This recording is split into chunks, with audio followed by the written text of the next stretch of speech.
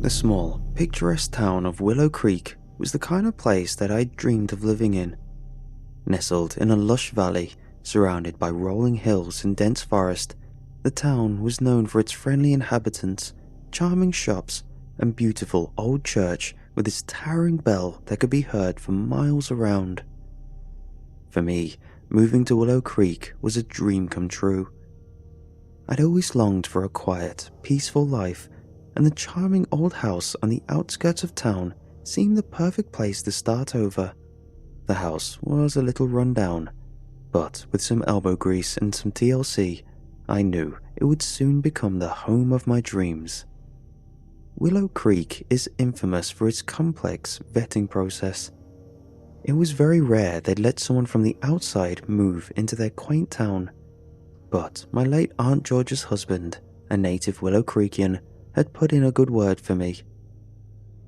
As I explored the town and got to know its inhabitants, I couldn't shake the feeling that there was something off about the strange, eerie tune that the bell of the town's church rang out every couple of weeks.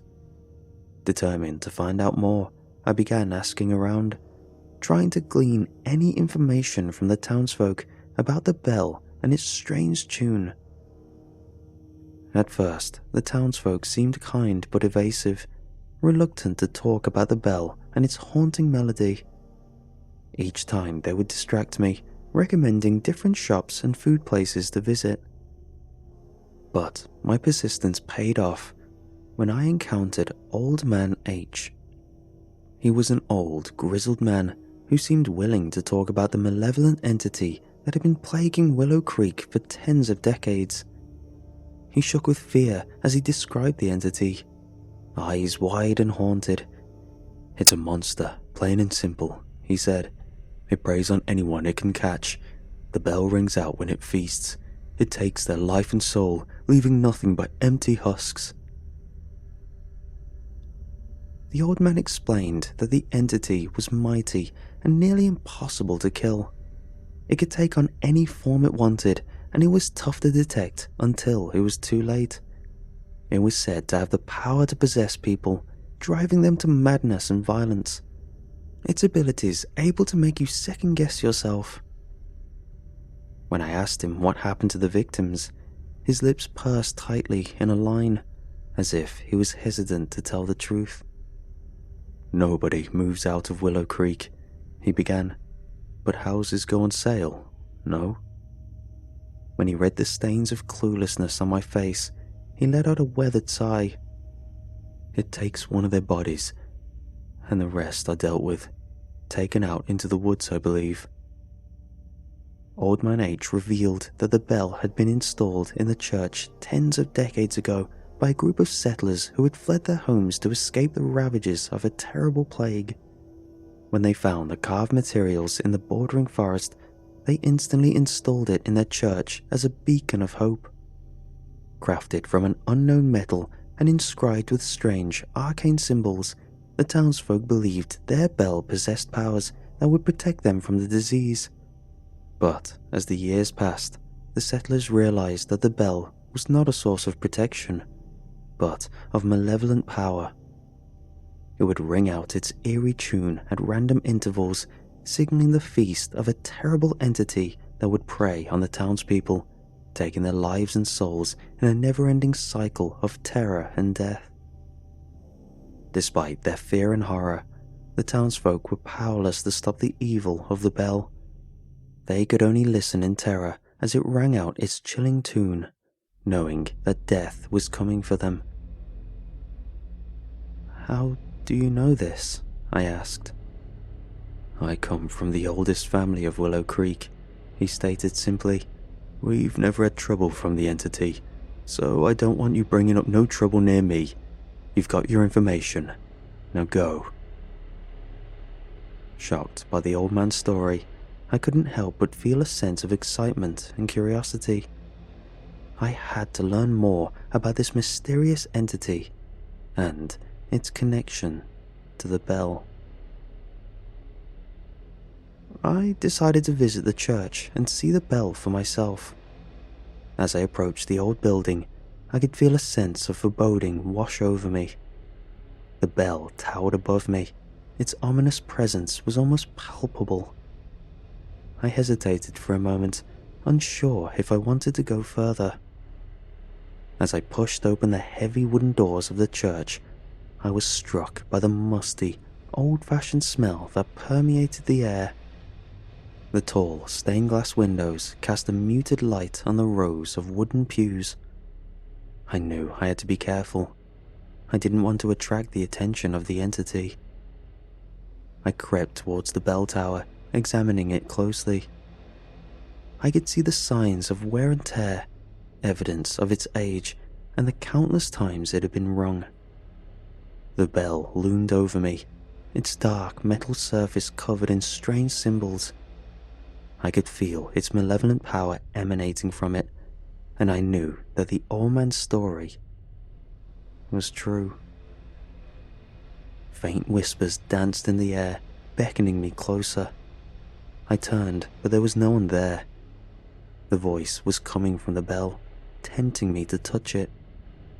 I hesitated, unsure of what to do, but my curiosity won out, and I climbed the tower's steps. As soon as my fingers touched the cold metal, I felt a surge of power coursing through my body. The bell began to vibrate, the symbols glowing with a dark, eerie light. The entity was stirring, waking from its slumber, suddenly aware of my findings.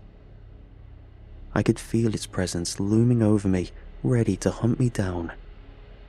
In that moment, I knew I needed to find a way to stop the entity and protect the townspeople of Willow Creek. The bell was powerful and ancient, and the entity was nearly impossible to kill, but I was determined to find a way. I would not let this evil continue terrorizing Willow Creek's people. I would do whatever it took to stop the bell and the entity attached to it. My next strike of luck was with Harry, a charming young man who owned one of the town's many bakeries, yet the most popular. "What makes your bakery so unique?" I had asked him while nibbling on one of his free samples. "I've recently started to use berries from the forest in many of my creations."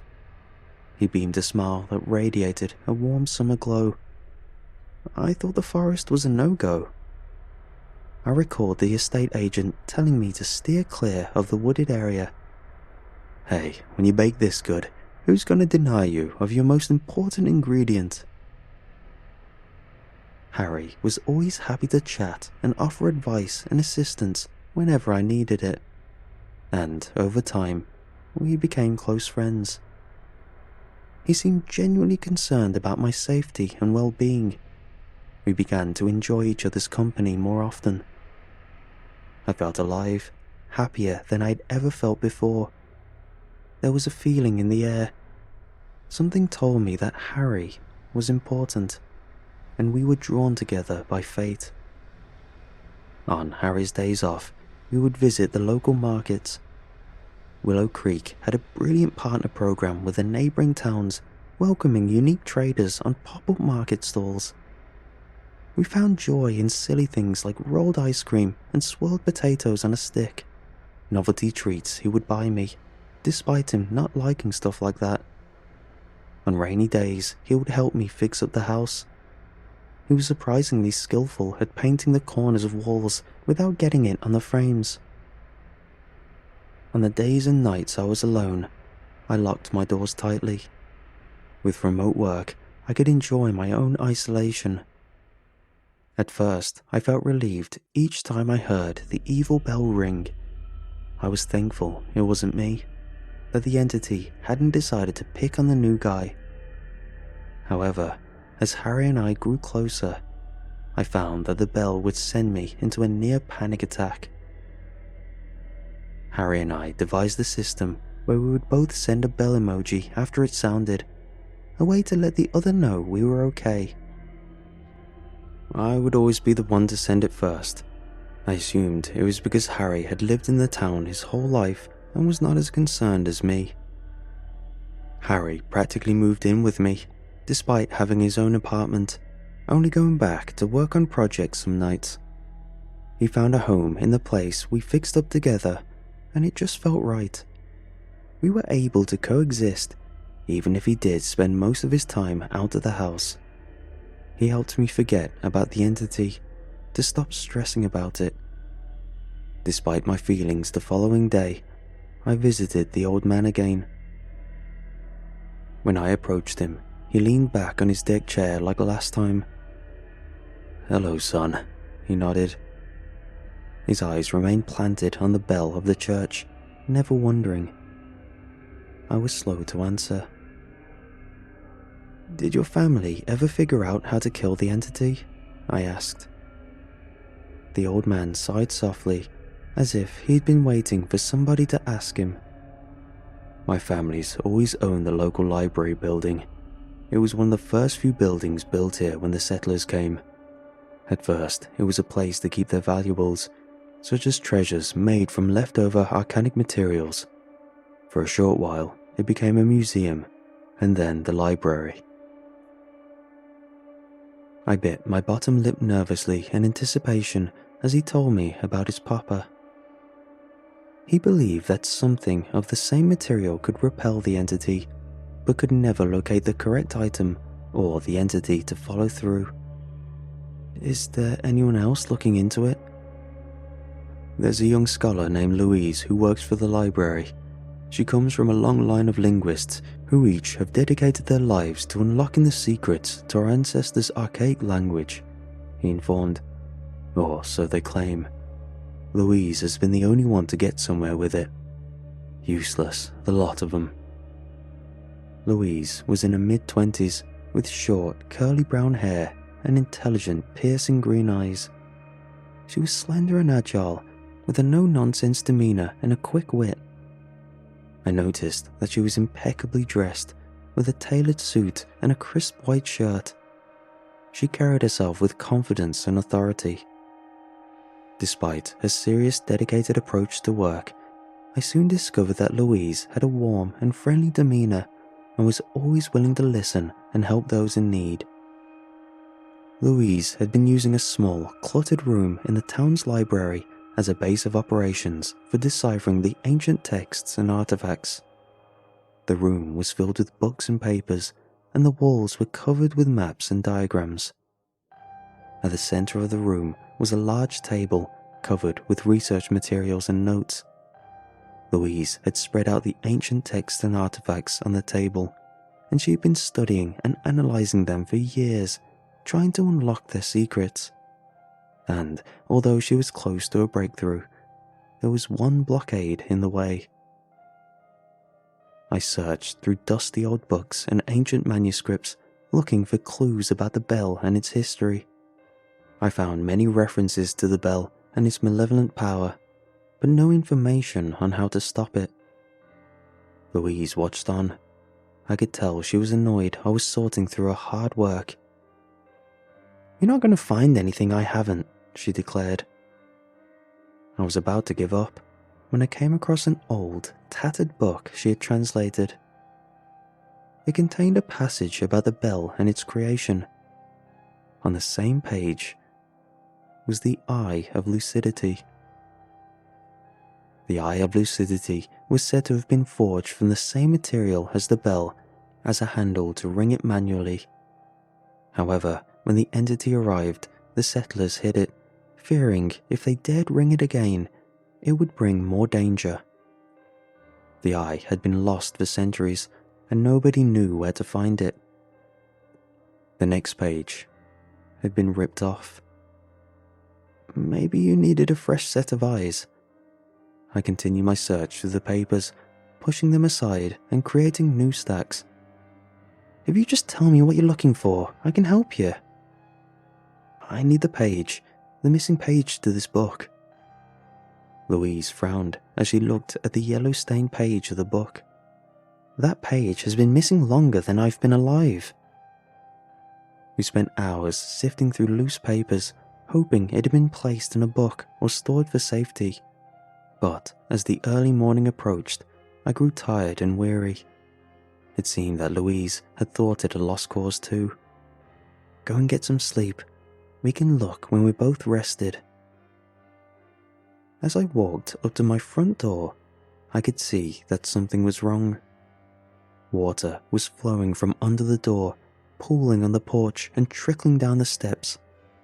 I hurriedly unlocked the door and pushed it open, and was greeted by the sight of chaos. Water was gushing from the ceiling, cascading down the walls and flooding the floors. The sound of rushing water was deafening, and I could see that the source of the problem was the burst pipes in the kitchen. Panic set in as I realized the extent of the damage. The kitchen was messy, with water everywhere and broken glass scattered across the floor. The water had also reached the living room, soaking the carpet and furniture. I quickly turned off the main water supply and grabbed towels, blankets and duvets to mop the floor. I knew I had to act fast to minimize the damage and prevent mold from forming. I tried to use my phone to call a plumber. However, my phone had become water damaged. I spent the rest of the early morning cleaning up the water, mopping and wiping down surfaces, and trying to salvage what I could. It was a long and exhausting process. By the time I finished, I was exhausted and drained. With wet clothes and damp sheets, I had nowhere to sleep. So, I turned to Harry. Harry was kind enough to let me stay at his place. He even called a plumber and a repairman for me. Harry's apartment was a cozy and inviting space. It was located in a charming old building in Willows Creek, with large windows that let in plenty of natural light. The living room was spacious and airy, with comfortable furniture and a warm, inviting atmosphere. The kitchen was small but well equipped, with modern appliances and plenty of storage space. The bedroom was a peaceful retreat, with a comfortable bed and soft, inviting linens. The walls were painted a soothing blue, and a large window let in plenty of light. The bathroom was clean and modern, with a shower and a tub for relaxing soaks. Overall, Harry's apartment was a lovely space that felt like home. It was well maintained and inviting, and reflected Harry's style and taste. It was the perfect place to relax and unwind after a long day. "Are you sure you'll be okay while I'm at work?" he asked. Initially, he'd been bummed out about my house and wanted to stay with me at the apartment. I reassured him I would be okay and would just stay until repairs were done. After catching some rest, I decided to explore Harry's apartment. I noticed something strange in the corner. In the corner of the living room was a small alcove that I hadn't noticed before. It was hidden behind a large potted plant, and when I moved the plant aside, I saw a small door that was locked. Intrigued, I tried the door handle, but it wouldn't budge. I searched the apartment for some kind of key, but I couldn't find one. I asked Harry about the door, but he seemed surprised and didn't know what I was talking about. I decided to investigate further. I looked for hidden hinges or latches, and after a few minutes of searching, I found a small latch on the side of the door. I flipped it open, and the door swung open to reveal a hidden closet. The closet was small but packed with items. There were boxes of old books, photo albums, and keepsakes. There were also some old clothes and household items, each having a different aesthetic. I was puzzled by the hidden closet. What was in it that was so valuable or secret? Why had it been locked and hidden away? I didn't want to invade Harry's privacy, but I couldn't shake the feeling that there was something important in the closet. I decided to leave it as I found it and not mention it to Harry. I didn't want to pry into his personal life, and I figured that if he wanted me to know about the closet, he would have told me himself. But the discovery of the hidden door stayed with me. It was a mystery I couldn't solve, leaving me wondering what secrets it might hold. A day later, as I was messing with my phone on the living room couch, I couldn't shake off the feeling that the closet was calling me. I tried my hardest to ignore it, feeling that Harry would know if I opened the cabinet again, and the last thing I wanted was to betray his trust. I was briefly distracted by my phone coming back to life and was overwhelmed with messages and missed calls. However, my phone couldn't keep my interest for long, as I soon cracked. I started to go through the boxes in the closet, looking for anything interesting. I opened a box of old books and began to leaf through them. They were mostly old novels and history books. I didn't find anything interesting. I put it back in the alcove. I moved on to the next box, filled with old photo albums and keepsakes. I started to look through them and found some old photos of Harry and his family, as well as a lot of pictures of different people. Each image had a new set of people in it. I also found some old letters and postcards written in languages I didn't recognize. As I was about to close the box, I saw something wedged in the corner. I saw it was a torn piece of paper. It looked like it had been ripped in half, and only a small portion was left. As I pulled it out, I realized it was the missing paper. The familiar hum of the elevator sent my heart into overdrive. Harry was almost back. So I snapped a photo of the page and shoved the paper back into its spot. As I was about to close the box, I heard a noise. I turned around and saw Harry standing in the doorway, looking at me with a surprised expression. I froze, feeling like I had been caught red-handed. I knew that I had no right to look through Harry's belongings, and I was afraid of how he would react. "What are you doing?" Harry asked, his voice tight and angry. "Why are you going through my things?" I stammered, trying to come up with an explanation. "I'm sorry, Harry," I said. "I was just curious. I didn't mean to invade your privacy." Harry glared at me, his face dark with anger. "You had no right to go through my things," he said. "This is a private space, and you had no permission to be in there." I apologized again, feeling ashamed and guilty. I knew I'd crossed the line and didn't know how to make things right. "I just got a call about your house. You can go back there now." I left the apartment. The feeling of shame almost made me forget my findings. Almost. Once I'd gotten home, I locked the doors, closed the curtains, and checked the photo. Although it was blurry, I was able to use the live image feature to get a clear but distant snapshot of it. Did Harry know what the paper was, or was it a keepsake passed down through generations? I couldn't help but give him the benefit of the doubt. I waited a few days before approaching Louise. She managed to decipher the page and create a map using the clues and coordinates provided. It may have taken her a few days, but she was pretty damn proud of it. We made plans to trek into the forest and track down the eye in the evening. In the meantime, I noticed a few valuables had gone missing. Wondering if they had gotten disposed of due to water damage or stolen, I turned to my cameras. When I first moved in, I had installed spy cameras in the house. In the USB plugs, the coat racks, and even behind some of the succulents I kept. I wasn't concerned about being burgled. I was concerned I was being targeted by the entity. At first, I just sought through old footage.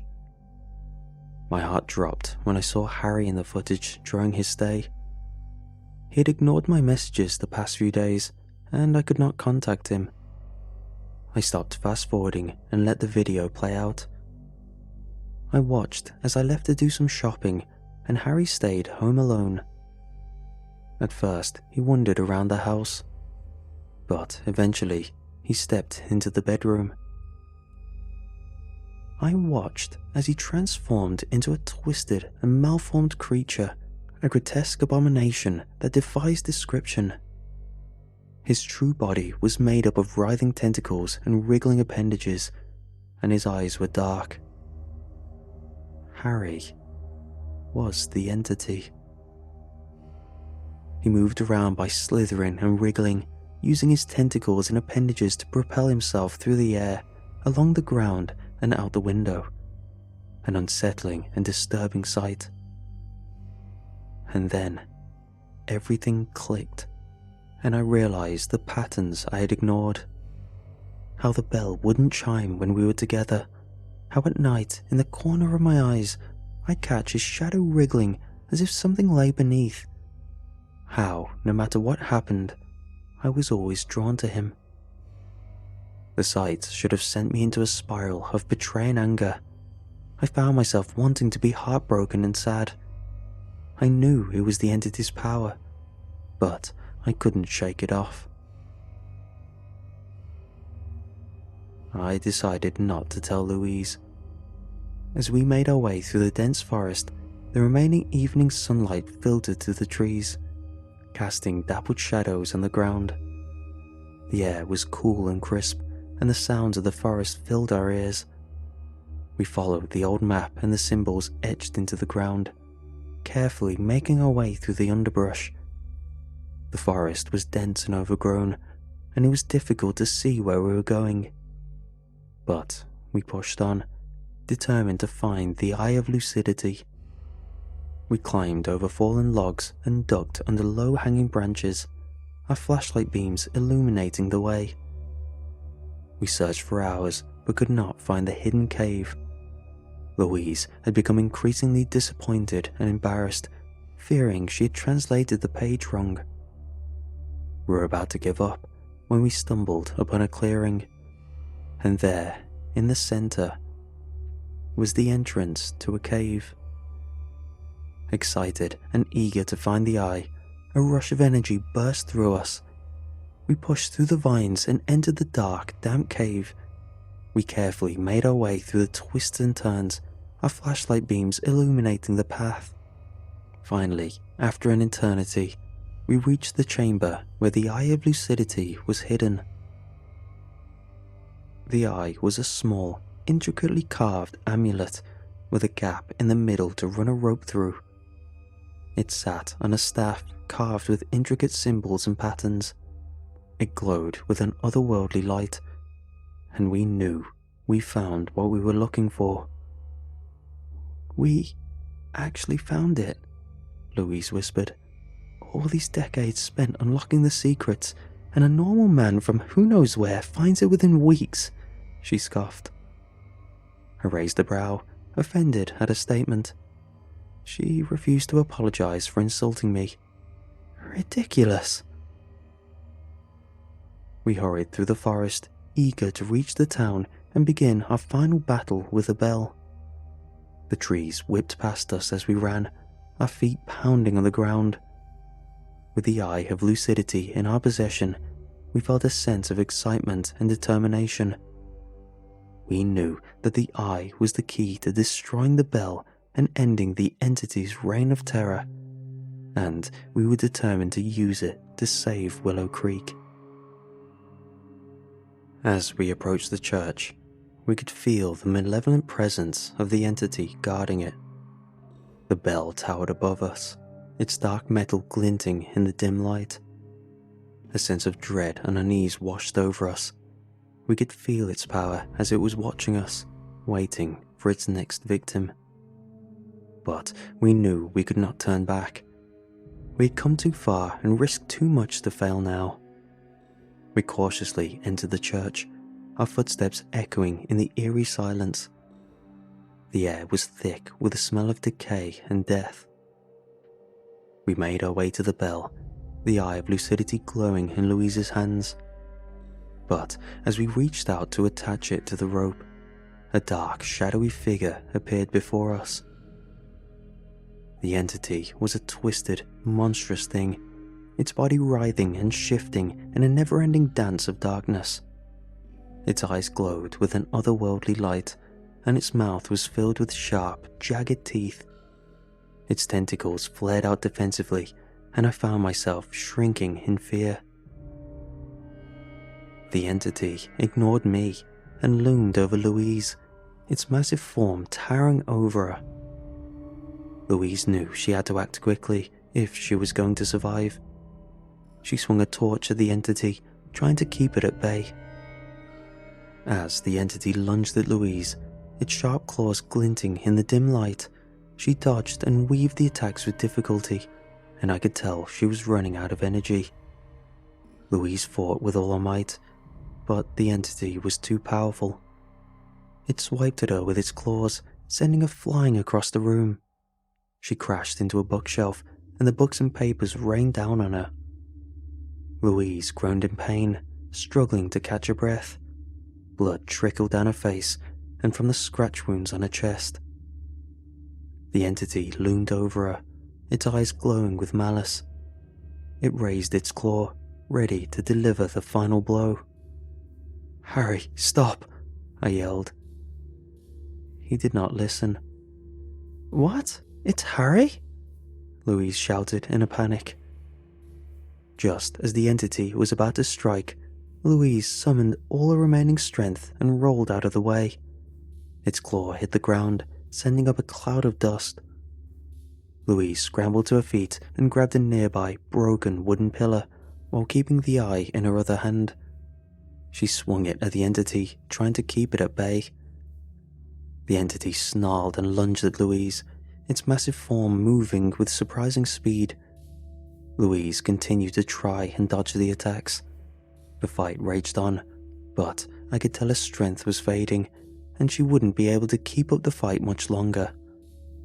But just as the entity was about to deliver the final blow, Louise mustered all her remaining strength and thrust the wood into the entity's chest. The entity uttered a high-pitched shriek and stumbled back, its eyes wide with shock. Louise collapsed to the ground. "Louise!" She hadn't killed it, just hurt it. And soon enough, it turned its attention to me. Its dark, twisted form, writhing and shifting, loomed over me. I couldn't help but let out a weak whimper. The entity attacked me with ferocity, its dark tendrils lashing at me with lightning speed. I dashed and ducked behind pillars with all my might, but I could feel myself begin to weaken under the onslaught of the entity's dark power. But just when I thought I was doomed, I saw a glimmer of hope. Louise, who I thought was dead, stirred and rose to her feet. She stumbled over and hooked the eye onto the rope. The bell and the eye glowed a bright, cold light, and I was left blinded by the intense shine. In one final act, Louise rang the bell. A clear, bright tone rang throughout the town and pierced my eardrums, disorientating me. When my eyes refocused and my senses returned, Louise and Harry lay unconscious on the ground. It was unclear who survived the battle. Louise had saved Willow Creek, something her ancestors had failed to do, and now the townspeople could finally live in peace. The bell was removed from the church and melted down, its malevolent powers no longer a threat to the town. After a lengthy hospital stay, Louise was rewarded handsomely for her work and treated like a hero, while I stayed in the shadows, mourning the loss of a valued relationship. Harry's funeral was the following Monday. It had not been revealed that the entity had possessed him. Instead, we had told the townsfolk he had helped defeat it. His family was devastated, but I had hoped his achievements had softened the blow for them. I still remain in Willow Creek. I'd always longed for a quiet, peaceful life, and now, without its pest problem, it's the perfect town I'd always dreamed of.